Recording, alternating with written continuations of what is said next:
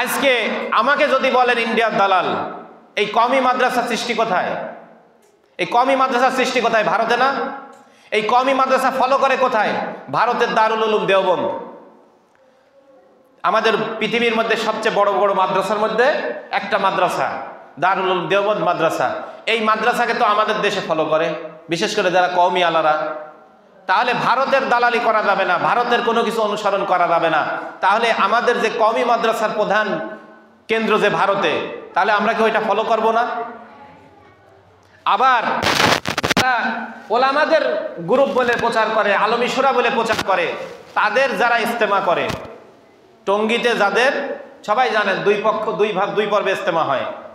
প্রথম পর্ব যারা 7 বছর ধরে ইজতেমা করে আসতেছে, তাদের ইজতেমাতে যারা আসে, মৌলানা ইব্রাহিম দেওলা, মৌলানা আহমদ লাট সাহেব সব আরো অনেকে, এরা ভারত থেকে আসে। টঙ্গীর ইজতেমার প্রথম পর্ব যারা পরিচালনা করে, যারা বলতেছে ভারতের দালালি মানা যাবে না, তাদের মুরব্বীরাও ভারতের। তাদের মুরব্বী কি? ভারতের। আজমির শরীফ ইন্ডিয়ার একেবারে শুরু থেকে একটা ইসলামিক প্রতিষ্ঠান। হ্যাঁ, হতে পারে সেখানে কিছু বেদাতি কাজ হয়, কিন্তু সেই ঘাঁটি টাকা খাজা মঈনুদ্দিন চিশতি রহমতুল্লাহ আলাইহ, যার হাতে 90 লক্ষ হিন্দু মুসলমান হয়েছে, এবং এই উপমহাদেশের এত বড় একজন বুজুর্গ শেখ আহমদ সেরহিন্দি রহমতুল্লাহ আলাইহ, মুজাদ্দেদে আলফে সানি বলা হয়, তাদের বাড়ি কোথায়? তারা তো সব ভারতের। তারা সব ভারতের। ভারতে 30 থেকে 40 কোটি মুসলমান বসবাস করে। শেষ জামানাতে আবার এই হিন্দুস্থানে যখন ইসলাম প্রতিষ্ঠিত হবে, যখন কালেমার কোরআনের আইন দিয়ে ইসলাম চলবে, তখন কোথায় থেকে পরিচালনা হবে? তখন ইসলাম শেষ জামানায় এই উপমহাদেশ, এই হিন্দুস্থানে ইসলাম পরিচালনা হবে কোথায় থেকে? ভারত থেকে। গজওয়ায়ে হিন্দের জন্য আমাদের বাংলাদেশের থেকে ভারতের মুসলমানরা দ্বীনের প্রতি অ্যাক্টিভ বেশি, তাদের মধ্যে একতা বেশি। আজ ভারতে জমিয়তে উলামায়ে হিন্দের মধ্যে শিয়া, আহলে হাদিস, অন্যান্য আরো যত পীর সাহেব যেরকম আমাদের ফুরফুরা পীর সাহেব আছে, সেরহিন্দির মুজাদ্দেদিয়া তরিকা আছে, এরকম আজমির শরীফের তরিকা আছে, সমস্ত ঘরানার শীর্ষ আলেমরা ওই জমিয়তে উলামায়ে হিন্দ, অর্থাৎ হিন্দুস্তানের আলেমদের একটা সংগঠন।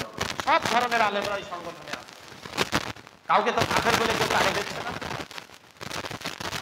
আমি মনে করেন আপনাদেরকে এখন বললাম যে অমক কাফের, তাহলে ওই ব্যক্তি কি আমার প্রতি মহব্বত বাড়বে না কমবে? তাহলে আমার এক মুসলমান ভাই যদি খারাপ পথে থেকে থাকে, তাহলে আমার কর্তব্য কি? তাকে বুঝায় ভালো পথে আনা, না তাকে আরো বাজে কথা বলে তাকে সরায় দেওয়া?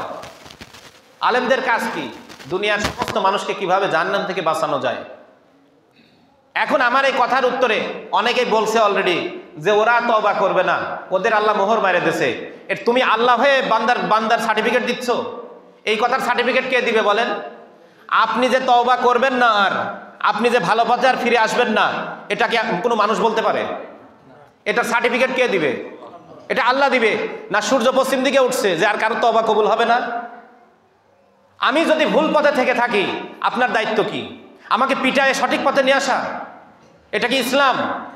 আমাকে আপনি পিটায়ে সঠিক পথে নিয়ে আসবেন? আমাকে মিথ্যা কথা চাপায় দিয়ে সঠিক পথে নিয়ে আসবেন? এটা ইসলাম নয়। তো ধৈর্য হারানোর কিছু নাই।